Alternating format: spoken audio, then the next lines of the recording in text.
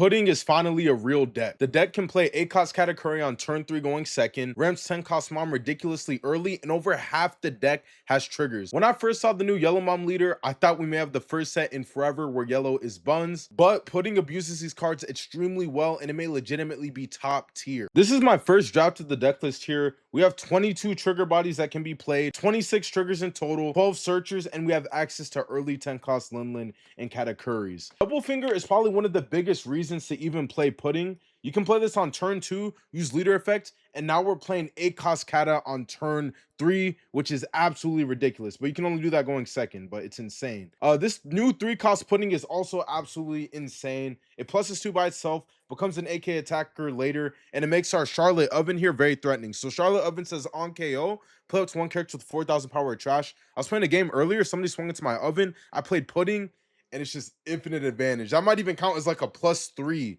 because you're not playing it from your hand. It's really crazy. And then as for the trigger lineup, I have Oven, I have this Katakuri. So this Katakuri says it heals. You give -3k to one of your opponent's units. Sweet 3 Generals is like a buffed version of the other Katakuri. You have to pay a total of 8 Dom, but you get to draw, gain a life, and then you give 2 cards -3k. This is actually one of the most broken cards in the deck. Then we have Peril Sparrow. This card actually overperformed. I might end up playing more copies of it in the future, but this card basically, we just get to play it and it gets to have rush, right? So after we've already established a Linlin, we can play like Parasparrow into Sweet 3 Generals. We get to draw a card, heal, give 2 of our opponents -3k, and we still have an 8k attacker that can rush. So I'll probably increase this card very, very strong. Then lastly, we have Charlotte Cracker. This isn't going anywhere. It's just a 5 Don heal. It's essentially like a Borsalino. So the trigger lineup is still like to be decided, and maybe I do need to include 5 cost Borsalinos in this deck, but it hasn't felt necessary so far. I think the only thing I want to change is I might reduce Charlotte Oven. Charlotte Oven has like a few issues, so this is the most broken trigger, but we can basically never play this card out of our hand, right? We can't play it off Parasparrow because we'd rather play Sweet 3 Generals. And then when we're going on curve, we're playing like Katakuris or Double Fingers. So this card never really comes out. It only comes out if we hit it as a trigger. So rather than having this card as like a super broken trigger, maybe I want to cut this and play like more Parasparrows or something like that. So that's kind of what that's the main cut I want to make. The other card I'd potentially cut is Charlotte Katakuri. If I wanted to make space for like more 2Ks or powerful cards, I'd probably cut this card. The most broken trigger body to play out of hand by far, Sweet 3 Generals and Parasparrow. So I might increase these cards. But with that being said, let's go ahead and look at a real game where you can see how insane this deck's curve is. Pay attention to just how quickly we play this new 10 cost Linlin and how we abuse this 8 cost Katakuri. Let's get into it. All right, here we're going to be looking at a game against Kaido. This deck is actually like, at least for me, it was severely underrated, but I think it won a recent Chinois Cup, if I recall, and the deck is way better than I expected. So Kaido is definitely a deck to look out for, and it's going to be a deck I would want to be able to beat is Linlin. So anyways, turn 1, we just play Strucin, and honestly, I forgot what I grabbed, but it's all good, though. I think we're just looking for Mom right now. So now I have like a decision to make. I can either play 1 cost or Pudding. I think I definitely just play Pudding here. Not really, honestly, not really much of a decision. I don't know what I'm talking about. Boom, draw 3. Do you see that? So broken, man. Like just such a crazy card. Unfortunately, we don't have Big Mom yet, but we're gonna be able to trigger here. And 6 cost Katakuri gets us an active Don, so hopefully we'll be able to find the Big Mom. So we're gonna go straight to 10 Don here. Oh my god. I didn't play Search. Okay. Obviously, I play Searcher. What are we doing, man? Okay. That's a huge misplay there. Didn't play the Searcher, but we are going straight to 10 Dawn. So I already mentioned to y'all going second, we can play A cost Katakuri on turn 3. Yo, going first, we can play Mom on turn 4. That's supposed to be our 7 Dawn turn. That's just so like very crazy to think about, right? But anyways, unfortunately, we misplayed, so we're gonna be playing on hard mode right now. We should have had the 1 cost search, but it's whatever. I'm gonna just 1 cost search first. Basically, I'm wondering like, okay, like can I swing 5k with like one of my units? Nah, it's more important to search. So we're gonna search twice here. Yes, we're gonna do that. I still haven't found Mom yet, unfortunately. Um, if we didn't misplay, we would have played another searcher this turn to hopefully find Mom. But hopefully, like those searches here can show y'all why I play 12 searchers instead of playing more trigger bodies. I think you just have to have consistency. Um, I would argue this is like an unlucky game, right? Because I probably should have seen mom by now, but just play the 12 searches, man. So I'm gonna go ahead and just pop pudding effect. That way I can just see the top of their life. Pudding's actually hilarious because I'm just gonna get free info unless they choose to attack into it. They have no weenies on the board, so they can't really attack into it. So pudding is like pudding is like surprisingly threatening to them right now. So we'll see. They also didn't swing with King last turn, which is a little questionable because King actually has an effect where if you would kill it by battle, they can just send a Dom back. So not sure why they didn't swing with it, but works towards our benefit. They choose to swing at pudding. Um, it's kind of up to debate. I get it because oh, I'm gonna see the top card of the deck every turn, but I'm not sure that you have to clear that there. So we search again. Once again, still have not found mom. So okay, boom. Now we finally find mom. Perfect. We're gonna go ahead and swing 5. Um, they can't use leader effect. They can only use leader effect on characters, which is very nice. So it's very convenient for us. They're gonna use on Katakuri, makes sense. Then we're gonna go ahead and swing 6k. Amaragan makes sense. We're gonna go ahead and swing 6k. Either give us a block or a 2k. I don't know how many 2ks Kato play. Oh, well, actually, we knew they had the Usohachi, so it makes sense. And we're just gonna play another Katakuri here. You know, unfortunately, we don't have mom. Yeah, we're just gonna check the top card. Unfortunately, we don't have mom, but at least like our trigger bodies are guaranteed to live, right? Like now, when we 10 cost Linlin, we have 2 Katakuri, so our whole board's gonna restand. So you know, we can take a little bit of benefit from that. Here, I have to make a difficult decision on whether I block or not.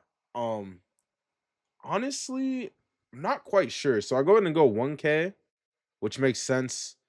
I might 1k here, and then if they swing at Katakuri, I might block 1k. If they swing at Katakuri, I might just counter out.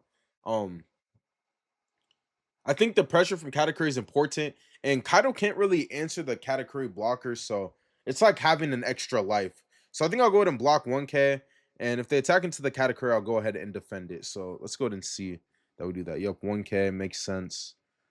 And then they're gonna go 13 at it. Yup, and we're just gonna counter out.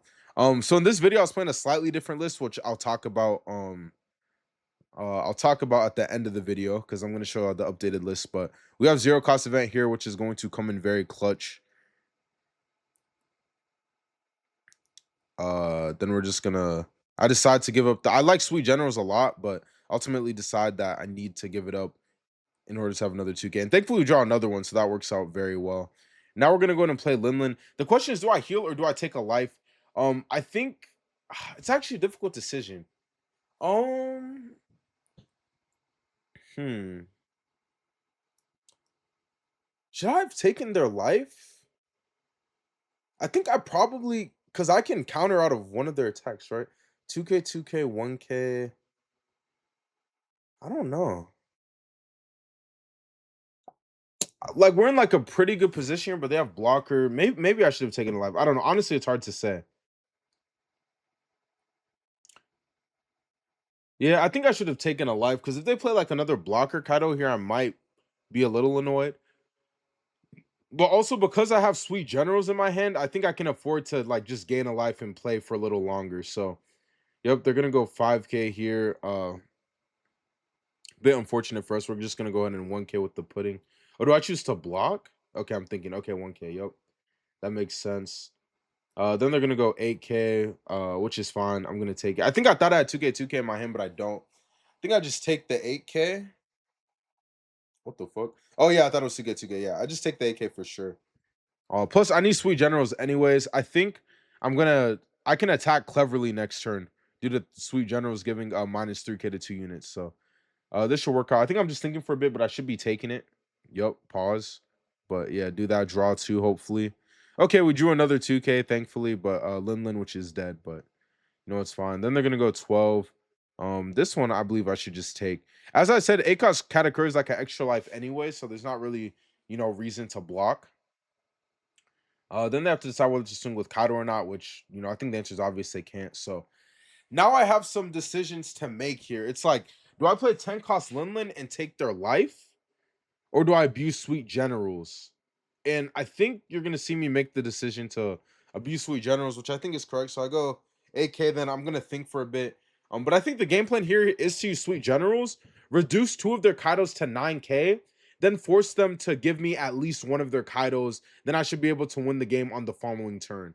So that is my game plan here. So we're gonna go 8K again, 8 at 5. They counter that and they give 2K. Yep. Now I think I can go 5 at leader to tax another card out of their hand. And then I can do the plan that I was just talking about.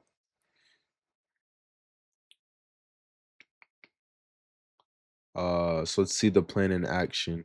Oh yeah, I'm just saying thinking because Loki I'd even take that long yet, but yeah, I'm just on them thinking. Uh, but yeah, I think it is just sweet generals and minus 3K to 2 Kaidos. I think the decision is, do I do minus 3K to 2 standing Kaidos, or do I do minus 3K to the resting Kaido and 1 standing? Um, Kind of a difficult decision actually. Not really though, right? Oh, they go down to 1 card in hand. Huh. Yeah, I misplayed, right? Because I can go 12 at 12. They give me the last card. Oh no, I didn't. I didn't. Yeah, I think I do. I think I have to do minus 3K there. Because if I go 12 at 12 and do minus 1, oh, it's kind of the same. Yeah, it's the same. Is it the same thing? Dude, I don't know why I'm struggling to do math right now. I think it is the same thing though. So yeah, we do minus 3K to both. Then I'm gonna go 9 at 9. They're gonna block. Or okay, counter makes sense. I'm gonna go 9 at 9 again. They can block with the 12K, and then I can attack into their 12K with my 12K. Uh, all right, you know what makes sense. Now we pass here, and now we're in a situation where they can't really kill us, and we have our entire board. Wow, I just stutter of doom. We have our entire board, and I'm guaranteed to win, right? Because I can guard out of 1 attack out of hand, then block with 2 units, worst case scenario. So they do draw the heal, which is fortunate for them. They go AK here. Just gonna make my life easy. I can either 2K, 2K, or block 1K. It's kind of the same thing. They're out of cards, right? Doesn't matter. They go 7. I'm gonna go 2K, 1K likely. Okay, block, also makes sense. They can attack into it. Doesn't really matter. I can just go 2K, 2K, 1K. Then if they attack with blocker Kaido, that's would have blocked one of our attacks anyways. All works out, and then I win there. So perfect. So uh that's it for the gameplay. And after playing more games with the deck, I made a version 2 of this list, which is even more updated than this list I just played. Let me go ahead and show that to y'all. So this is version 2 of the list here. One of the biggest additions is the 2-cost Katakuri. If you actually look back at the Kaido game I played, if I had 2-cost Katakuri to play an 8-cost Katakuri out of my hand, we would have been in an infinitely better position. And I think this often comes up against multiple matchups. Like, there's a lot of times where we play Sweet 3 Generals, and that's 8 Dawn. We have exactly 2 Dawn left over, and being able to convert that 2 Dawn into a whole 8-cost body is very, very strong. And it also helps in games where we don't see 8-cost Katakuri on curve. 7-cost Pudding is also a very interesting addition. So you have to make the decision: do you want to play more trigger bodies, or do you want to get guaranteed value off of 7-cost Pudding? And that's kind of what I'm testing right now. I feel like 7-cost Pudding can be very strong, especially going first. If we don't want to play 10 cost Linlin on curve and we just want to play 7 cost Pudding into Katakuri, because a lot of decks, if they don't attack into us, we can't get to 10 Dawn. Because Katakuri, like, we won't have 2 face on life. They have to attack one of our face up life, then we make the it's I'll just show y'all a picture, right? But basically, if they don't attack us, we have to play 8-cost Katakuri. So being able to get guaranteed value with the 7-cost Pudding is very, very nice. It gets to restand every turn, so they can't attack back into it. And we draw more cards in our hand. So I think 7-cost Pudding is very interesting. Then lastly, the 0-cost event. As you saw in the Kaido game, we can sometimes get a little bricked up. So just having a way to discard those bricks is very nice. Uh 2-cost Katakuri is actually another way to discard those bricks, right? Because this directly gets the brick out of our hand and actually converts it into a blocker. So this is like another way to do that on top of the 2-cost Katakuri. And worst case scenario, we can actually use this as a draw to triggers. So this list definitely hasn't been solved yet. This is only version 2. So let me know if you guys have any suggestions. But I do think this pudding deck is real, and it has a real shot at being yellow's best deck in OP17. With that being said, I will catch y'all in the next one. Peace.